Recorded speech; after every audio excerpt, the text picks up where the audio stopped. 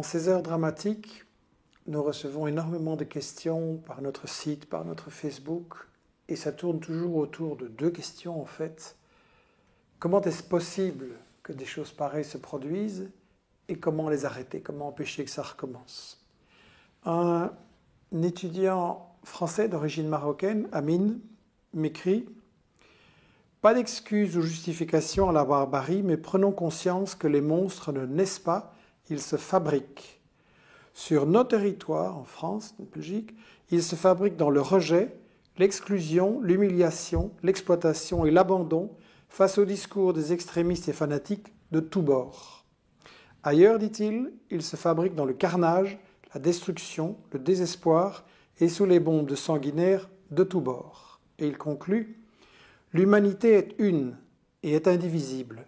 Il n'y a aucune différence entre les pleurs d'une mère ayant perdu un fils dans le bombardement de l'hôpital de Kunduz par les forces de l'OTAN et ceux d'un père ayant perdu sa fille à un concert au cœur de Paris. Comme je l'ai dit, notre émotion à tous, notre sympathie pour les familles des victimes de partout, exige de vrais débats.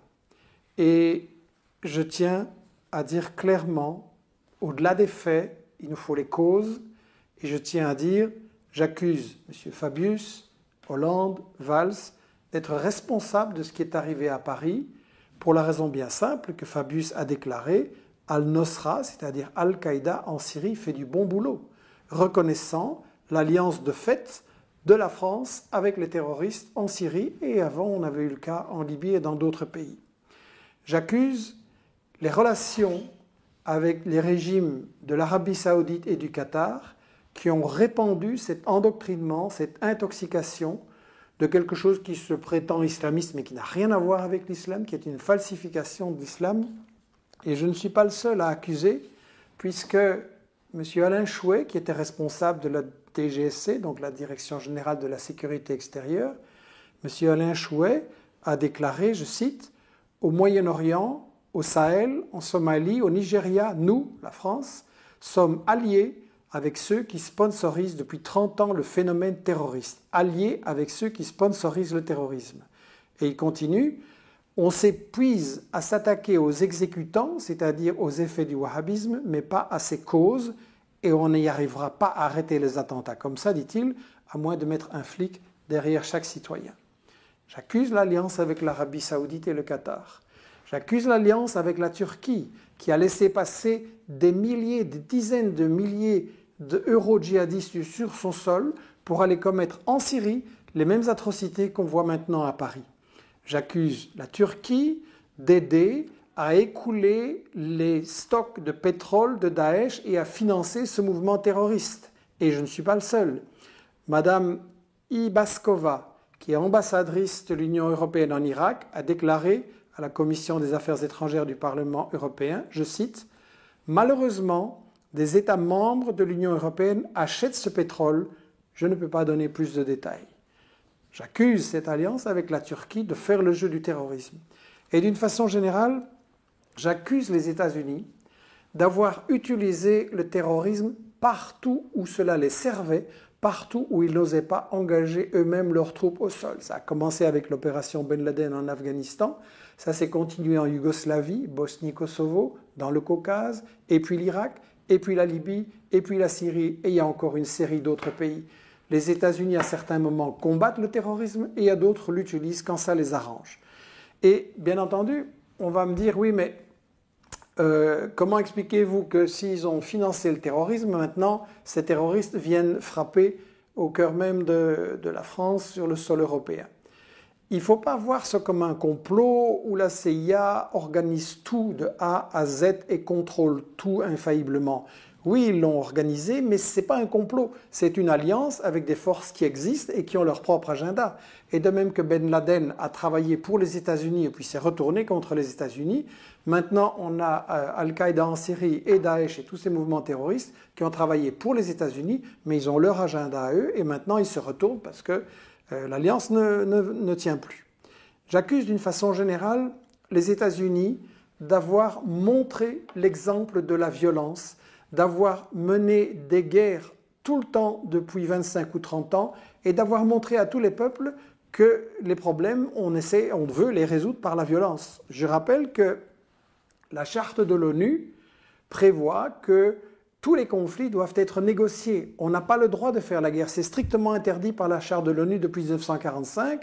Et je rappelle qu'un général des États-Unis, Wesley Clark, avait révélé que pour l'administration des États-Unis, en 2001, ils avaient décidé de prendre, je cite, 7 pays, l'Afghanistan, l'Irak, l'Iran, la Somalie, le Soudan, la Libye et le Liban. Ils avaient déjà annoncé ça en 2001. Donc il y avait clairement un programme pour développer la guerre. J'accuse cette alliance avec Israël de empoisonner, de semer un climat de haine dans le Moyen-Orient et de montrer qu'on maintient le colonialisme par la violence et en fait le refus de négocier. Ça, c'est sur le plan des causes extérieures de ce terrorisme. Mais il y a aussi des causes intérieures en France, en Belgique, dans les pays européens qui font que des jeunes tombent dans le panneau de ce terrorisme et j'accuse le maintien de la discrimination raciste envers les immigrés, que ce soit à l'emploi, que ce soit dans la vie quotidienne. La discrimination, le délit de sale gueule, les contrôles, les humiliations policières, c'est ça évidemment qui provoque une rage et une colère qui, la plupart du temps, cherchent à s'exprimer d'une façon tout à fait positive et chez l'un ou l'autre qui pète les plombs à cause de toute cette indignation et de ce mépris, on se fait intoxiquer, mais par des gens qui par ailleurs sont nos amis, puisque c'est l'Arabie Saoudite qui intoxique les jeunes des quartiers populaires pour les utiliser comme chair à canon. Donc j'accuse cette discrimination raciste et j'accuse également le fait que certains empêchent l'école de jouer le rôle qu'elle doit jouer. Je voudrais rappeler que lorsqu'on a eu les attentats odieux contre Charlie, on a eu tout de suite après la ministre française de l'Éducation, Najat Vallaud-Belkacem, qui a déclaré, je cite, « Il y a eu de trop nombreux questionnements de la part des élèves. Et nous avons tous entendu les « oui, je soutiens Charlie, mais les 2 poids 2 mesures, les « pourquoi défendre la liberté d'expression ici et pas là », fin des guillemets. » Et la ministre reprend, « Ces questions nous sont insupportables, surtout lorsqu'on les entend à l'école qui est chargée de transmettre des valeurs. » Mais ça, c'est pas l'école, ça, c'est la police. Une ministre de l'Éducation qui dit que les jeunes n'ont pas le droit de se poser des questions et d'en discuter avec leurs profs, mais c'est exactement comme ça qu'on pousse les jeunes dans les bras du terrorisme. J'étais samedi dernier dans une réunion des professeurs pour l'école démocratique ici à Bruxelles, des ateliers où les profs échangent sur la manière de mieux former leurs jeunes, et tous me disaient combien c'était extrêmement difficile maintenant, combien on manque des éléments et souvent on est découragé de lancer de véritables débats et de développer de véritables connaissances sur tous ces problèmes parmi les jeunes. J'accuse l'amalgame qui est fait aujourd'hui entre les migrants, les réfugiés, les terroristes, les islamistes, etc. Ce n'est pas un problème de migrants. Ces gens-là ne quittent pas leur pays parce qu'ils veulent venir dans notre beau climat ou parce qu'ils ont des noires pensées. Ces gens-là quittent leur pays pour fuir la misère et la guerre que nous, gouvernements occidentaux, avons amenés dans leur pays. C'est nous qui avons détruit leur pays. Les migrants qui sont dangereux, ce n'est pas ceux qui essayent de traverser la Méditerranée pour sauver leur famille de la misère ou de la mort. Les migrants qui sont dangereux, ce sont des gens comme Sarko, comme BHL, qui se donnent le droit d'aller en Libye et de dire « vous devez faire ça, vous devez renverser ce gouvernement, vous devez donner le pétrole à la France, bien entendu ». Ça, c'est les migrants qui sont dangereux, ou bien Hollande, Valls, Fabius, qui vont en Syrie comme si c'était chez eux et qui décident tout ce que doit faire la Syrie. Ça, ce sont les migrants qui sont dangereux à mon avis. Et j'accuse enfin le fait que des gens essayent d'utiliser ces événements tragiques pour répandre la haine des musulmans, pour répandre l'islamophobie. Ça, c'est une chose sur laquelle j'avais déjà mis en garde et qu'on a encore vu récemment. On n'a à la télévision pratiquement pas eu de débat où on pouvait vraiment discuter sur le fond des choses. Et au lieu de ça, on a eu parfois des appels à la haine, mais absolument ahurissants.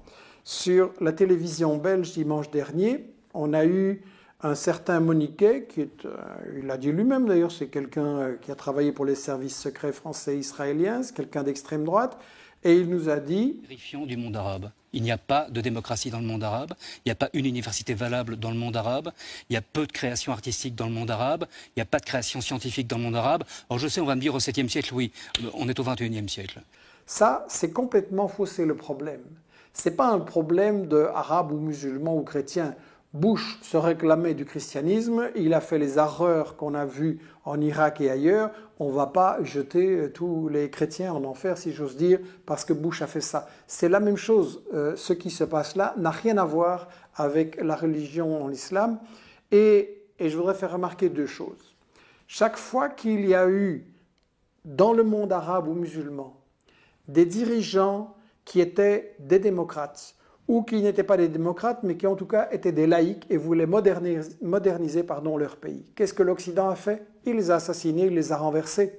On a fait ça en Égypte, on a fait ça en Iran, on a fait ça en Libye, on a fait ça en Syrie.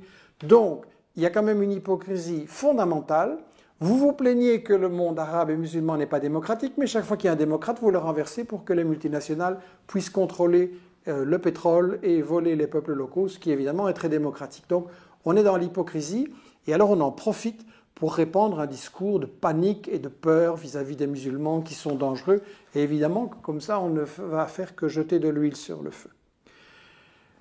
La question qui nous préoccupe tous, c'est comment on va empêcher la répétition de tels attentats. Et là, on nous dit que nos gouvernements nous protègent. Qui est lui? Un jour, une question.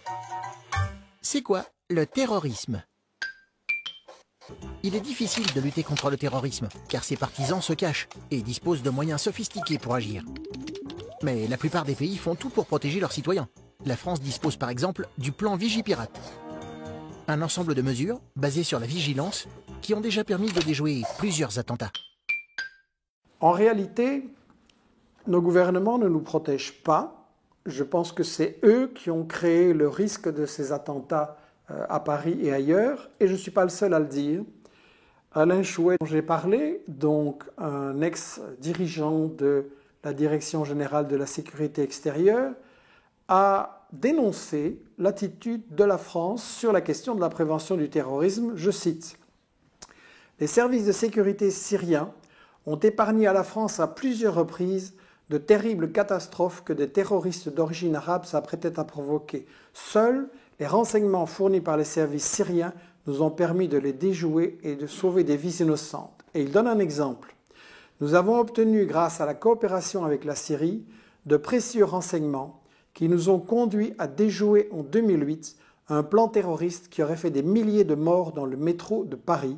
Grâce au colonel Maklouf, on a pu démanteler, intercepter un groupe des plus dangereux terroristes d'Al-Qaïda. » Et alors, il s'étonne de la politique française et il dit « Comment peut-on mettre sur la liste des sanctions françaises et européennes cet officier Maklouf qui a été blessé lors d'une opération contre des terroristes qui attaquaient les ambassades françaises et américaines à Damas. Imaginez que quelqu'un sauve nos enfants d'une mort certaine et au lieu de l'en remercier, notre diplomatie le traite de terroriste et le met comme un criminel sur une liste de sanctions. Et en plus, dit-il, nous les remercions en finançant, nous, des attentats terroristes sur leur territoire. Est-ce une politique raisonnable ? Ça, c'est un avis des responsables officiels de la sécurité en France. Sur base de ça, et je tiens à lancer un appel pour justement qu'on puisse se mobiliser pour empêcher la répétition de tels actes. Je crois que pour empêcher cet engrenage de guerre, de terrorisme, d'attentats, il faut absolument dire stop aux guerres et aux ingérences. Je l'ai dit, la guerre, elle est illégale. Elle n'est pas une façon de résoudre les conflits internationaux. Et si on veut faire quand même la guerre, il faut être clair, c'est parce qu'on poursuit d'autres intérêts, le business, le pétrole, le gaz, il faut faire main basse. Et donc on ne veut pas une solution, on veut écarter les gens qui ne sont pas d'accord qu'on vole leur pétrole. Deuxièmement, il est très important de dire stop au colonialisme d'Israël. Nous savons tous que les jeunes ici ont la rage parce qu'ils voient qu'on soutient le terrorisme et le colonialisme d'Israël, qu'on peut massacrer les Palestiniens, qu'on peut envoyer des gens dans les hôpitaux, tuer des gens, qu'on peut massacrer des enfants dans la rue, et que tout ça, non seulement il n'y a pas de sanctions, mais en plus on les encourage en armant Israël pour faire ces choses-là. Il est important d'arrêter le colonialisme d'Israël. Il est important d'arrêter le rôle épouvantable joué par l'Arabie saoudite et le Qatar. Il faut arrêter nos relations avec ces pays tant qu'on ne met pas fin à ce financement du terrorisme, à cet endoctrinement, et tant qu'on ne laisse pas ces populations évoluer vers la démocratie. Il faut également mettre fin à l'ingérence de la Turquie qui aide Daesh en lui permettant d'exporter son pétrole et en fournissant tous ses combattants qui passent par là. Et je crois qu'il faut, pour tout ceci, développer absolument un débat dans les écoles. C'est extrêmement important que dans les écoles, on puisse parler de tout ceci. Et également, il faut de vrais débats dans les médias. Jusqu'à présent, il n'y en a pas eu. Les gens qui disent ce genre de choses sont exclus et censurés des médias. Il faut que tout le monde le sache. Or, nous, les gens qui font des recherches comme moi, ça fait 4 années qu'on dit ce qui va arriver. Ça fait 4 années qu'on dénonce le caractère criminel de ces guerres. Il y a 4 ans, par exemple, j'ai écrit un livre dans lequel je disais « La guerre de Sarkozy contre la Libye, c'est une guerre pour le pétrole, une guerre pour le fric ». Et dans les grandes rédactions des journaux télévisés et des grands médias, on a dit « Allez, encore un complotiste ». Et maintenant, Hillary Clinton, dans ses mémoires, dit « Oui, Sarkozy, ce qu'il voulait, c'était le pétrole libyen, c'était une guerre du fric ». Donc, combien de fois est-ce qu'on va attendre que ce soit confirmé? Et du point de vue des médias, si on avait parlé aussi, et comme il faut, des morts en Libye, des morts en Irak, des morts en Syrie, victimes des mêmes actes terroristes, et si on avait dit quelles étaient les causes, eh bien peut-être que ça aurait empêché des attentats comme ceux de Paris. Mon appel, il est le suivant. On est maintenant à la croisée des chemins. Ou bien on va vers plus de répression, plus d'espionnage. Bien sûr, il faut prendre des mesures contre le terrorisme, mais espionner et restreindre les libertés de tous les citoyens n'est absolument pas une solution. Je pense qu'il faut, face au terrorisme, pas moins de liberté, mais plus de liberté. Et ça passe par la liberté de débattre, ça passe par la liberté de s'informer. Et dans ce sens-là, j'ai vu une chose encourageante dans un des débats du week-end à la télé française. C'est l'actrice française Catherine Fro qui avait déclaré... Et je me suis rendu compte que je ne comprenais rien et que je pense que je ne suis pas la seule à ne rien comprendre à cette histoire, au passé de cette histoire et au présent dans lequel on est maintenant. Et je me suis dit que j'avais envie de me cultiver en fait. Je me disais qu'aujourd'hui, les jeunes gens, ils avaient intérêt à se cultiver, à comprendre le sens de l'histoire. Je crois que ça, c'est un appel fondamental. Pour comprendre la situation, pour pouvoir peser sur les décisions, nous devons nous cultiver, nous former pour comprendre l'histoire, pour comprendre les intérêts économiques et stratégiques qui sont dans tous ces conflits, et pour comprendre les principes de la propagande de guerre, c'est-à-dire la façon dont on manipule. Et Investigation, une partie de notre travail, à côté de la newsletter, du site et de la chaîne vidéo qui est en formation, c'est de faire des livres là-dessus justement pour que chacun puisse se former et être capable d'en débattre autour de soi et de dépasser les médias mensonges qu'on entend. Par exemple, la stratégie du chaos avec Mohamed Hassan, tout un chapitre sur l'Arabie saoudite. Qu'est-ce que c'est que ce wahhabisme? Quel est le rôle qu'ils ont joué? Et quelle est la place de l'Arabie saoudite en alliance avec Israël et aux mains des États-Unis? Ou alors Syriana de Bahar Kimungur qui expliquait 4 ans déjà que ce sont effectivement des terroristes qui ont été utilisés et que les manifestations démocratiques de départ et les manifestations sociales par rapport à la politique du gouvernement syrien qui était légitime ont tout de suite été utilisées et transformées, dévoyées vers une violence terroriste parce que ce qu'on voulait, ce n'était pas la démocratie en Syrie, mais prendre le contrôle de la Syrie.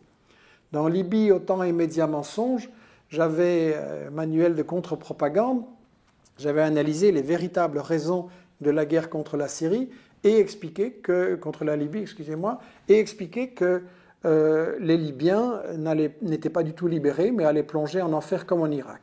Et malheureusement, c'est ce qui s'est produit.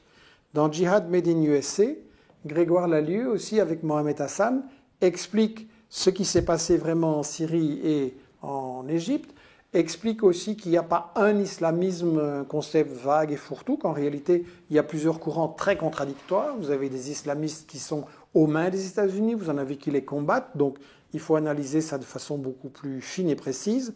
Tout récemment, la Arabesque enquête sur le rôle des États-Unis dans les révoltes arabes d'Ahmed Ben Sada C'est une très très intéressante analyse pour voir comment les États-Unis ont contrôlé et manipulé les cyberactivistes et les mouvements de protestation en Égypte et en Tunisie pour faire en sorte qu'on change les marionnettes, mais que rien ne change et que leurs intérêts économiques soient préservés.